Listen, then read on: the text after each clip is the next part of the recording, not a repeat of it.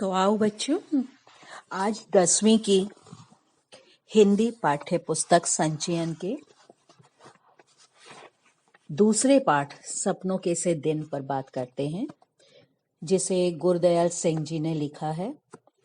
और शीर्षक ही आपको बता रहा है कि सपनों के से दिन, यानी ऐसे दिन जो सपनों की तरह बीत जाते हैं और जो सुनहरे सपने हमारी यादों में हमेशा जिंदा रहते हैं। तो इस पाठ को लिखा है गुरदयाल सिंह जी ने।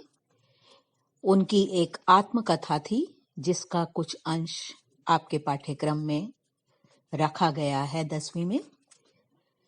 इस पाठ में बताया गया है कि बचपन के दिनों में जब स्कूल जाया करते थे, स्कूल में क्या क्या घटनाएं होती थीं। सभी परिवार बहुत पैसे वाले नहीं होते थे, बल्कि इतना कम भी होता था, कहीं धन का अभाव इतना होता था कि आसानी से हर एक बच्चे को पढ़ने को भी नहीं मिल पाता था कि पुस्तकें कैसे खरीदी जाएं। पुस्तकों के साथ पाठ्य सामग्री हो, रजिस्टर हो, कॉपी हो, पेन हो, कलम हो, इन सब के लिए भी उन्हें लगता था कि परेशानी वाली बात होगी। तो प्रायः अपने घरों में ये परिपाटी नहीं चल रही थी कि सभी बच्चे पढ़ेंगे। जो पढ़ते थे वो बड़े भाग्यशाली माने जाते थे।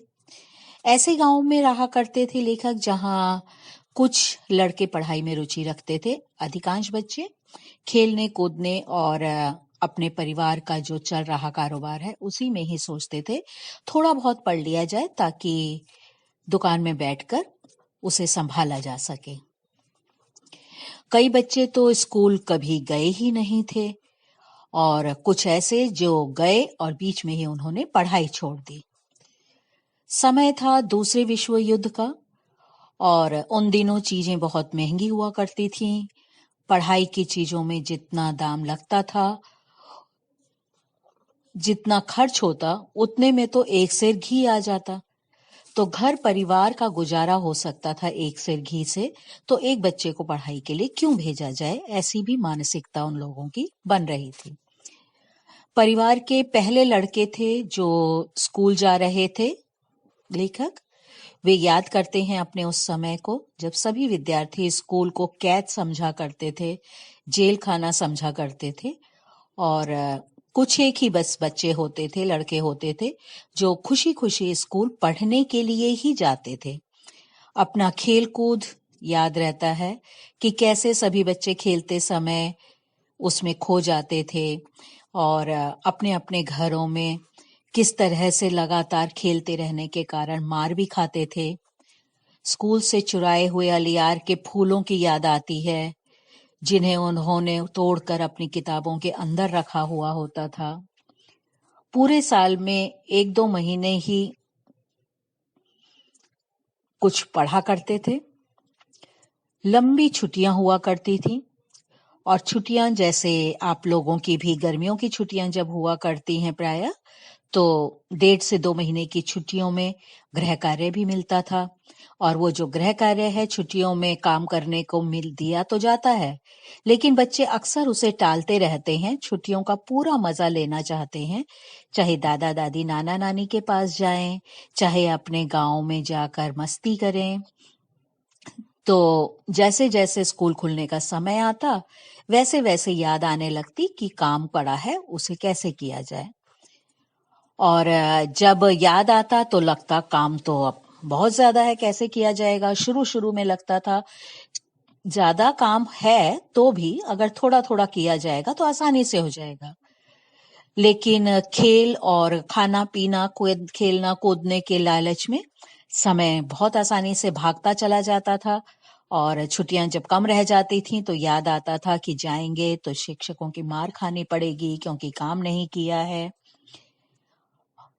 लेकिन तभी उन्हें याद आता है वो वाला क्लास का वो बच्चा जो पिटाई खाने से कभी डरता नहीं था और जमकर उसकी पिटाई होती थी तो भी वो हंसता खेलता लोगों के सामने अच्छा खासा अपना डर बनाकर रखता था, क्योंकि ताकतवर और बलिष्ठ सा बच्चा था।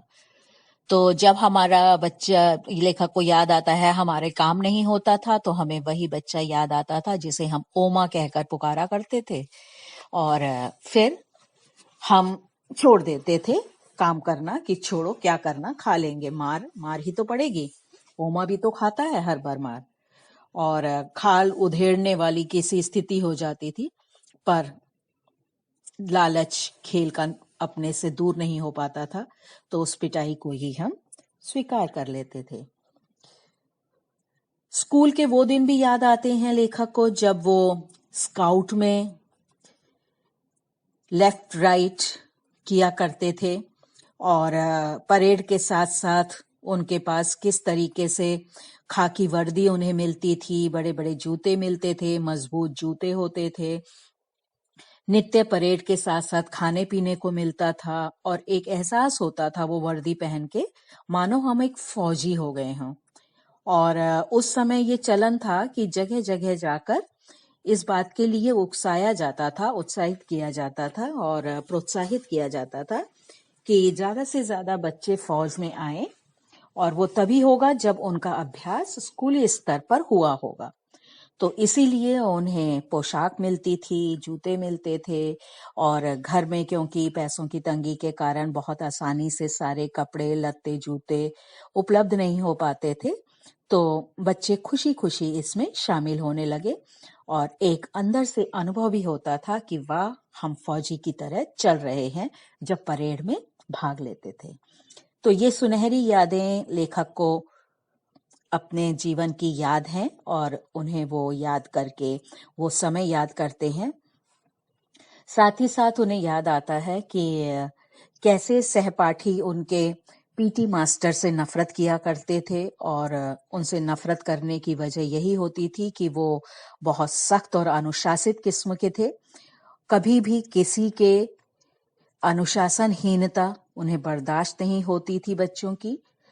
ग्राउंड में यदि प्रार्थना के समय खड़े होते थे बच्चे और लाइन टेढ़ी मेढ़ी हो जाती थी, तो वो तुरंत जाकर उनकी ठोडी या टखनों पर लगाकर जोर से उन्हें इस तरीके से पीटा करते थे जिससे हमेशा के लिए बच्चा याद रखे कि लाइन में खड़े कैसे होना है।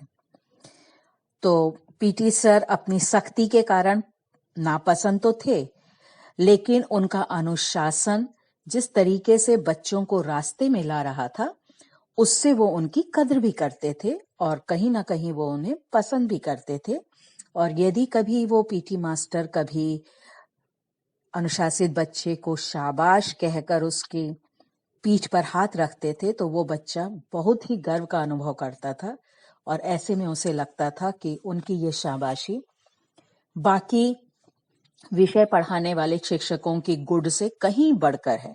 गुड पाते हैं बच्चों आप लोग, जब अच्छा काम करते हैं तो टीचर्स गुड लिखते हैं, लेकिन उन सब से गुड से भी वो उसे बहुत बेहतरीन मानते थे, क्योंकि बहुत मुश्किल से पीटी मास्टर के मुंह से किसी बच्चे विशेष के लिए निकल पाता था शाबाश, और उन्हें लगता था वाह, हम तो पूरी तरह से खरे उतरे उनके अनुशासन में, तो हमसे बढ़कर कौन। और ये उनको बहुत गर्व की अनुभूति कराता था। एक बार की बात वो याद करते हैं कि चौथी क्लास में थे, कक्षा में थे, पीटी मास्टर जी उन्हें फारसी भी पढ़ाया करते थे। फारसी बहुत मुश्किल होता है पढ़ना, क्योंकि लिखने के लिए उसके पास वर्णमाला की तरह अनेक वर्ण शब्द होते हैं। उसके साथ साथ संस्कृत में जैसे आप लोग शब्द रूप याद करते हैं, वैसे ही फारसी में भी होते हैं।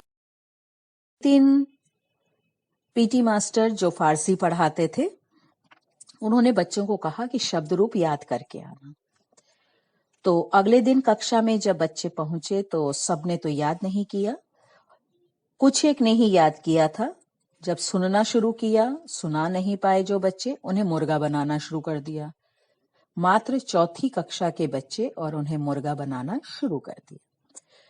और जब ये काम कर रहे थे तभी वहां से हेडमास्टर साहब निकले, और जब उन्होंने इतने छोटे बच्चों को मुर्गा बनते देखा तो उन्हें बहुत बुरा लगा, और इतना बुरा लगा कि गुस्से में उन्होंने उन पीटी सर को निलंबित कर दिया। कि ये अब स्कूल नहीं आएंगे और उनके लिए आगे तक अर्जी भेजी गई। शिक्षा विभाग में भी डायरेक्टर की मंजूरी यदि होगी तभी ये वापस स्कूल आएंगे, अन्यथा तब तक वो नहीं आए। और इसके बाद पीटी मास्टर जी को कभी भी स्कूल में नहीं देखा लेखक जी ने। और इतना बस याद है कि सख्त मिजाज के पीटी मास्टर तो थे, लेकिन जब स्कूल से उन्हें मुअत्तल कर दिया गया, निकाल दिया गया और घर में वो रहे, तो जो बच्चे उनके पास घर में जाया करते थे उन्होंने देखा कि वो अपने द्वारा पाले गए पक्षियों से, तोतों से मीठी मीठी बातें करते हैं। और जब उन्हें इस तरीके से देखा बच्चों ने तो उन्हें बहुत हैरानी हुई कि एक ओर तो वो हमारे साथ इतनी सख्ती से पेश आते हैं और दूसरी ओर बेजुबान पक्षी के साथ इतने प्यार से बातें कर रहे हैं, उसे गिरी बादाम आदि खिला रहे हैं, आराम से बिना गुस्से के बात कर रहे हैं। तो इन सब बातों को देखकर उन्हें लगा कि सख्त सजा देने वाले एक और हैं, तो दूसरी ओर उनके मन में भी सद्भावनाएं हैं, प्यार है, कोमलता है, उसे भी नकारा नहीं जा सकता। और पाठ हमें यही सिखाता है कि बच्चे प्यार के भूखे होते हैं। बच्चे क्या, बड़े क्या, सभी लोगों को यदि प्यार से कुछ समझाया बताया जाता है तो बात ज्यादा आसानी से समझ आ जाती है और अच्छी लगती है और उसे सुनने का मन भी करता है। लेकिन जितना डांट कर, फटकार कर, मार कर बात की जाती है वो केवल दूरियां बढ़ाती है। तो पाठ का सारांश लगभग यही है। और यदि पाठ के प्रश्नों पर हम दृष्टि डालें तो वो यही है कि कोई भी भाषा आपसी व्यवहार में बाधा नहीं बनती है, ये आप कैसे कह सकते हैं? तो हम इसमें यही दे सकते हैं संदर्भ या प्रसंग कि बचपन में लेखक के आधे से ज्यादा सभी राजस्थानी या हरियाणा के दोस्त थे जिनके साथ वो अक्सर खेला करते थे। सबकी बोलियां अलग अलग होती थीं, एक दूसरे की बोली वो बहुत अच्छी तरह तो नहीं समझ पाते थे, पर खेलते समय उन्हें लगता था कि बोली भाषा की इतनी जरूरत होती भी नहीं है, खेल फिर भी लेते हैं भले ही हम एक दूसरे की भाषा न समझ रहे हों, क्योंकि व्यवहार जो होता है, खेल व्यवहार के माध्यम से भी बहुत कुछ खेल लिया जाता है। तो इससे यही पता चलता है कि आपस में भाषा कभी भी बाधा नहीं बनती है। अगले पाठ आएगा टोपी शुक्ला, उसमें भी हम देखेंगे कि भाषा कैसे हमारे प्यार के बीच में बाधा नहीं बनती। पीटी साहब की शाबाश शब्द कहना कैसे बच्चों को फौज के तमगों जैसा लगता था। जैसा अभी आपको पाठ में बताया बच्चों कि प्रीतम चंद जी पीटी मास्टर का नाम था, वो एक सख्त किस्म के अध्यापक थे और यदि पंक्ति में इधर उधर कोई बच्चा हिल जाता था या अपनी पिंडली खुजलाने लगता था तो लड़के को बाघ की तरह उस पर झपटते थे, तड़ाक उसे लगाया करते थे। परंतु जब बच्चों से कोई गलती न हो और वो बिल्कुल वही कर रहे हों जैसा पीटी साहब चाहते हैं तो वे शाबाश शब्द कहते और बच्चे उससे इतने खुश हो जाते थे कि उन्हें लगता था मानो फौज में सिपाही को जैसे तमगे मिलने पर खुशी मिल रही है, वैसी ही खुशी हमें भी मिल रही है। अगले प्रश्न में हम देखते हैं, नई श्रेणी में जाने और नई कॉपियां और पुरानी किताबों से आती हुई विशेष गंध का बाल मन क्यों उदास होने लगता है ऐसे। तो इसमें यही बताया जाएगा कि हेडमास्टर जी एक अमीर घर के बच्चे की पुरानी किताबें लाकर अक्सर लेखक की पढ़ाई में रुचि को देखकर दिया करते थे। क्योंकि वो किताबें पुराने बच्चों की होती थीं, इसलिए नई कॉपी पुरानी किताब से जिस तरीके से पुरानी किताबों से आती है गंध, नयापन नहीं लगता है, वैसी ही गंध लेखक को जब आती थी तो मन नई कक्षा में जाने पर भी उदास रहता था, क्योंकि नई नई कॉपी किताबें नहीं मिल रही थी। तो दूसरी बात ये थी कि एक तो पुरानी होती थी तो वो गंध लगती थी, इसलिए उदासीनता आ जाती थी। दूसरी बात ये थी कि जैसे जैसे नई कक्षा में जाते थे वैसे वैसे ऊंची कक्षाओं की पढ़ाई कठिन से कठिनतर होती जाती थी। मास्टरों में सख्ती दिखाई देती थी, इसलिए मास्टरों से पिटाई का डर भी रहता था। और मास्टरों की बच्चों से अपेक्षाएं, एक्सपेक्टेशंस बढ़ जाती हैं। ऐसा लगता था कि पता नहीं उनकी आशाओं पर हम खरे उतरेंगे कि नहीं। तो ये सब बातें और मार का डर, किताबों की गंध उन्हें नई क्लास में आने पर भी, नई कक्षा में पहुंचने पर भी उदास कर दिया करती थी। तो आगे आप देखेंगे कि स्काउट परेड करते समय लेखक अपने को महत्वपूर्ण आदमी या फौजी जवान क्यों समझने लगता था, तो इसमें हम यही बताएंगे कि स्काउट परेड में लेखक को धोबी के धुले हुए साफ सुथरे कपड़े मिलते थे, पॉलिश किए हुए बूट मिलते थे, जुराबें मिलती थी। और जब उन फौजी समान जूतों को पहनकर ठक ठक करते हुए आगे बढ़ते थे परेड करते हुए, तो वे अपने आप को फौजी से कम नहीं समझते थे और अपने आप ही ऐसी पोशाक और बूट पहनने पर अकड़कर चलने लगते थे वो। तो ऐसा लगता था कि अंदर से वो भावना भर भर कर आ रही है, आन बान शान महसूस करते थे फौजी की तरह। हेडमास्टर शर्मा जी ने पीटी साहब को मुअत्तल क्यों किया, जैसा कि अभी आपको जिक्र किया था कि मास्टर प्रीतम चंद जी जब बच्चों को फारसी के शब्द रूप न सुनाए जाने पर मुर्गा बना रहे थे, तो उसी दौरान वहां से विद्यालय के प्रधानाचार्य जी गुजरे और उन्हें इस रूप में देखकर बच्चों को उनसे बर्दाश्त नहीं हुआ, सहन नहीं हुआ और बच्चों पर प्रेम उनका उमड़ने लगा और उन्हें लगा कि ये कठोर हृदय पीटी मास्टर जी इनके साथ, बच्चों के साथ बहुत अन्याय कर रहे हैं और उन्होंने मास्टर जी को मुअत्तल करने की अर्जी दी और कहा कल से आप विद्यालय नहीं आएंगे। अगले प्रश्न के उत्तर में आप बता सकते हैं कि लेखक के अनुसार उन्हें स्कूल खुशी से भागे जाने की जगह न लगने पर भी कब और क्यों स्कूल जाना अच्छा लगता था। आमतौर पर स्कूल से कोई दिलचस्पी नहीं थी, पढ़ने की न तो इच्छा होती थी, मन उदास रहता था, लेकिन कुछ कुछ बातें ऐसी भी थीं जो आकर्षण का केंद्र बनाती थीं स्कूल को। तो वो यही था कि जब स्कूल में रंग बिरंगे झंडे लेकर, गले में रुमाल बांधकर स्काउट में मास्टर जी परेड करवाते थे तो लेखक को बहुत अच्छा लगता था। और जब हम फौजी कपड़े पहन के और जूते पहन के ठक ठक करते हुए right turn, about turn, left turn वाली एक्टिविटीज, गतिविधियां करते थे तो मास्टर जी उन्हें शाबाश कहते थे और फिर ये शाबाश सुनना उन्हें बहुत अच्छा लगता था और लगता था वाह हमारा दिन बन गया। तो ये कुछ यादें थीं जिन्हें सोचकर, देखकर उन्हें स्कूल, विद्यालय जाने का मन करता था। पाठ में कुछ घटनाओं का वर्णन किया गया है जिससे आप पीटी सर की विशेषताएं बता सकते हैं।